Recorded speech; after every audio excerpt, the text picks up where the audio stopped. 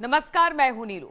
तो लोकसभा में आज वक्फ संशोधन बिल पेश होगा। प्रश्नकाल के बाद दोपहर 12 बजे बिल सदन में रखा जाएगा। इस पर चर्चा के लिए स्पीकर ओम बिरला 8 घंटे का उन्होंने तय समय दिया है, जिसमें एनडीए को 4 घंटे 40 मिनट दिए हैं और बाकी वक्त विपक्षी दल को मिलेगा। चंद्रबाबू नायडू की तेलुगु देशम पार्टी यानी टीडीपी और नीतीश कुमार की जनता दल यूनाइटेड यानी जेडीयू ने बिल को समर्थन देने की घोषणा कर दी है। दोनों पार्टियों ने अपने सभी सांसदों को सदन में मौजूद रहने के लिए व्हिप जारी किया है। दूसरी तरफ बात की जाए तो विपक्ष बिल के विरोध में है। मामले में अगर तमिलनाडु की एआईएडीएमके, नवीन पटनायक की बीजू जनता दल और के चंद्रशेखर राव की भारत राष्ट्र समिति जैसी न्यूट्रल पार्टियां भी विपक्ष के साथ खड़ी दिखाई देती है। बीते दिनों की बात की जाए तो इंडिया ब्लॉक के दलों ने संसद भवन में बैठक करके बिल पर अपनी रणनीति को लेकर चर्चा की। सरकार ने जेडीयू टीडीपी के सुझाव माने।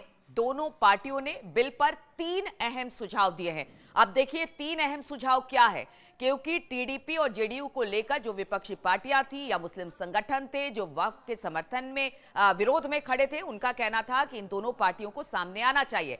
जेडीयू और टीडीपी की बात की जाए तो सहयोगी दल है एनडीए में और उन्होंने अपनी 3 सुझाव दिए हैं, जिसको कहा यह जा रहा है एनडीए की तरफ से कि उनके 3 सुझाव को मान लिया गया है।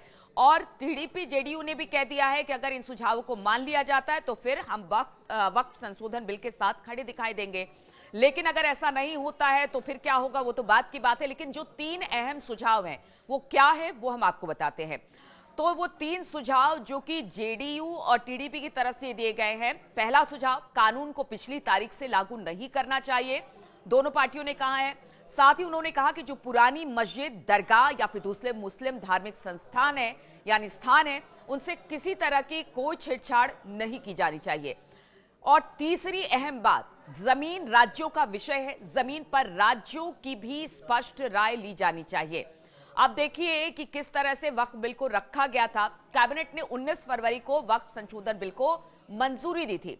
बिल पर बनी ज्वाइंट पार्लियामेंट्री कमेटी यानी कि जेपीसी की रिपोर्ट के आधार पर वक्फ बिल का नया ड्राफ्ट तैयार किया गया। बिल पर जेपीसी की रिपोर्ट बजट सत्र के पहले फेज में 13 फरवरी को संसद में पेश हुई।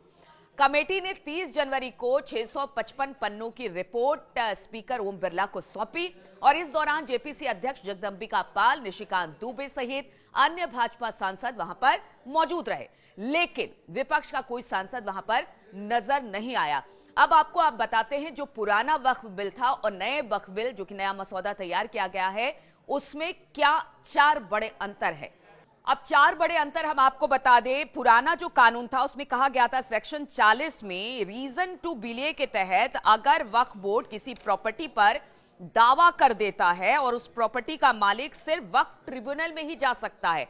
लेकिन अगर वक्फ के नए मसौदे की बात की जाए, उसमें कहा गया है कि अगर इस तरह से कोई मालिक है, अगर उस पर जबरदस्ती वक्फ की नजर पड़ जाती है या जमीन अपने कब्जे में ले लेता है, तो फिर उसे कोर्ट में जाने का अधिकार होगा। पहला तो ये पॉइंट है। दूसरा, पुराने कानून में क्या था, वक्फ ट्रिब्यूनल का फैसला आखिरी माना जाता था, उसे चुनौती नहीं दी जा सकती थी। लेकिन अब अगर आप कोर्ट में जाएंगे और वहां पर आप अपनी जमीन को लेकर चुनौती दे सकते हैं, तो ये बड़ी बात है, यानी कानून का सहारा अब लिया जा सकता है। पुराने कानून में वक्फ के था कि किसी जमीन पर मस्जिद हो या उसका उपयोग इस्लामिक जो काम है उसके लिए हो तो वो ऑटोमेटिक वक्फ की संपत्ति हो जाती है। लेकिन अब जो नया मसौदा तैयार किया गया है उसमें कहा गया कि जब तक किसी ने प्रॉपर्टी वक्फ को दान में ना की हो वो वक्फ संपत्ति नहीं होगी, भले ही उस प्रॉपर्टी कि वहां पर क्यों ना मस्जिद बना हो। यानी उसको देखा जाएगा कि अगर बिना दान के जबरदस्ती कब्जा किया हुआ मस्जिद बनाई गई है तो उस पर भी कानूनी कार्रवाई होगी। चौथी बात, जो बड़ी बात है, वक्फ बोर्ड में महिलाओं और अन्य धर्म के लोगों की नियुक्ति नहीं हो सकती थी और अब यह बताया जा रहा है कि जो नया मसौदा तैयार किया गया है उसमें महिलाओं को भी रखा जाएगा और जो मुस्लिम नहीं भी हैं उनको भी, यानी गैर मुसलमानों को भी ट्रिब्यूनल में शामिल किया जाएगा, जिसका सबसे ज्यादा विरोध इस वक्फ बिल में देखने को मिल रहा है।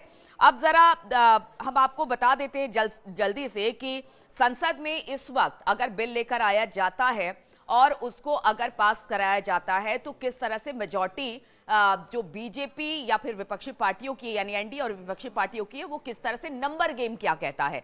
तो नंबर के लोकसभा में 543 सीटें हैं, भाजपा 294, कांग्रेस 234 और अन्य 14 है।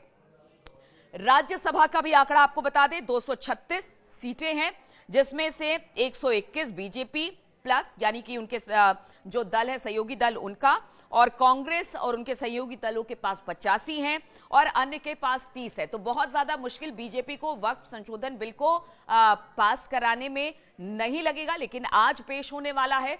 चर्चा बहुत ज्यादा है और कहा यह जा रहा है कि अगर जेडीयू और टीडीपी खास तौर पर दो की, क्योंकि एनडीए इन्हीं सहयोगियों के सहारे इस वक्त सरकार चला रही है, और अगर इनका समर्थन मिल जाता है तब तो कहा जाता है कि वक्फ बिल पास करा दिया जा सकता है, कोई इसमें अड़चन नहीं आएगी। लेकिन अगर ये दोनों किसी बात को लेकर अड़ जाते हैं तो वक्फ बिल पर का क्या होगा, सबकी नजर इसी पर रहेगी। 8 घंटे की चर्चा है और चर्चा के बाद पता चलेगा कि जिसको लेकर सबसे ज्यादा हो हल्ला मच रहा है वक्फ बिल को लेकर, वक्फ संशोधन बिल को लेकर, क्या वो पास हो पाएगा और क्या वो कानून बन पाएगा, सबकी नजर रहेगी इस पर।